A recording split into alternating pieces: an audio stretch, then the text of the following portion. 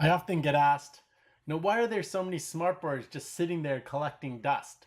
Well, in this video, I'm going to hope to shed some light as to why that happens and also provide some suggestions of what can be done about it. Now, the important thing to realize is that this problem isn't just specific to smartboards or interactive displays. This problem actually has been around for quite a long time, right? If you go into the history of education, right? The first time teachers, had chalkboards in the front of their rooms, same thing happened. Some of them used them, some decided never to even touch it and continued using their existing traditional ways. And the same is true for students, right? So when you look at students and what devices, what technology we allowed them to use, there was this transition that needed to happen. And I'll admit, but I would say most of the resistance came from the authority figures who would allow or not allow the ballpoint pen or the pencil, because you can erase things, to be allowed into classrooms.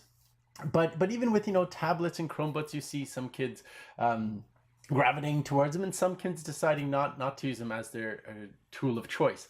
And so, if we think back to, we'll focus back on teachers, this has happened over and over again with any new technology that was presented into the classroom. And, this happened with radios, this happened with the film strip, that overhead projector, the radios, the Scantron machine, computers, and of course, smartboards. Now, the interesting thing is there's been tons of research on this topic since then. Probably one of the most popular ones today is Ruben's, his SAMR model to describe different stages that teachers progress through in terms of adopting and using technology.